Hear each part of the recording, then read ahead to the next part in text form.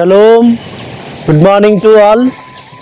సాయంత్రము సబ్బాత్కు సిద్ధపడుతూ అనుదిన కృపా వాక్యం కొరకు ఎదురు చూస్తున్నారు అనుకుంటున్నాము.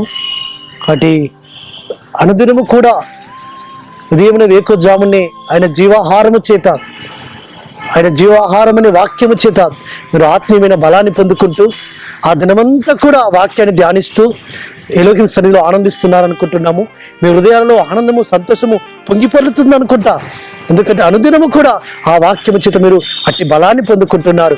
కాబట్టి ఈ దినము కూడా అనుదిన కృపల భాగంగా లేఖనము మనం చూసుకుంటే యాకోబు రాసిన పత్రిక 4వ అధ్యాయము 2వ వచనంలో ఆయన అంటూ వస్తుంటున్నాడు, ఎలోహిమును అడగనందున మీకేమీ దొరకదు. అవును ప్రియులారా, మనం ఈ లోకములో మన శరీరేచ్ఛల నుంచి, మన శరీర సంబంధమైన క్రియల కొరకు, శరీర సంబంధమైన ఆలోచన కొరకు, శరీర సంబంధమైన వ్యామోహం కొరకు ఈ లోకంలో పరమతర సన్నిధికి వెళ్ళి అడుగుతుంటే అవేమి పరమతర అనుగ్రహించాడు. కాబట్టి మన యొక్క హృదయాలలో అబద్ధము వేషధారణ పెట్టుకొని అలాంటి స్థితిలో ఉండి మనము ఆ పరమతరి సన్నిధిలో అడిగిన పరమతని అనుగ్రహించాడు. ఏ విధానంలో మనం అడిగితే ఆయన అనుగ్రహిస్తాడంటే మనం పరిశుద్ధముగా ఉండి, నిష్కాపట్యముగా ఉండి, నిష్కలంకలముగా ఉండి మనం ఆయన సన్నిధికి వెళ్ళి ఆయనకి ఇష్టకరమైనవి, ఆయన మహిమకరమైనవి, మనకు మేలుకరమైనవి ఏవి అడుగుతామో అవి అనుగ్రహిస్తాడు.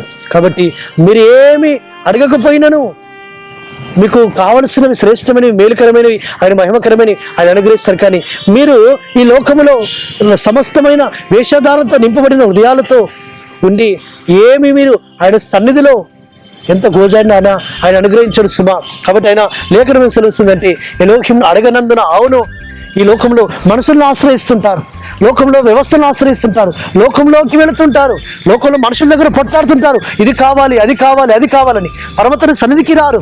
పరమతని సన్నిధిలో పశ్చాత్తాపడి మనం ఆయన సన్నిధిలో అయ్యా నీ నామములో అడుగుతున్నానని అడిగితే ఆయన అప్పుడు మనకు అనుగ్రహిస్తాడు సుమా. కానీ లోకంలో ఉన్న వాటిని మనం ఆశ్రయిస్తుంటాం, లోకంలో మనుషులు ఆశ్రయిస్తాం, మనుషుల దగ్గర సహాయం వస్తుందని మనం వారి కొరకు ఎదురు చూస్తుంటాం. అక్కడికి వెళ్ళి మనం కూర్చుంటాం, అక్కడ వెళ్ళి మనుషుల కొరకు ఎదురు చూస్తాం, మనుషుల సహాయం కొరకు ఎదురు చూస్తాం.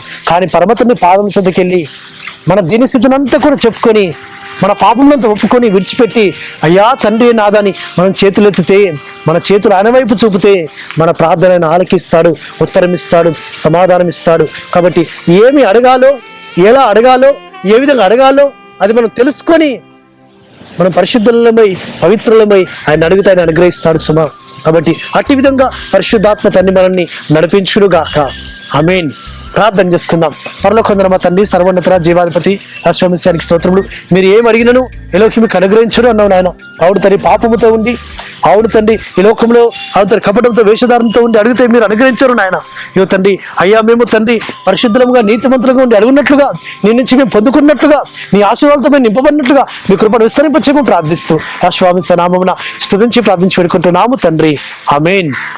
సర్వోన్నతుడు, సర్వాధికారి, సర్వశక్తిమంతుడైన యాశ్వమిస్య కృప, ఆయన పరిశుద్ధాత్మ ఆదరణ ఆయన మనకు తోడుగా ఉండి మనల్ని బలపరిచి నడిపించును గాక. ఆమేన్.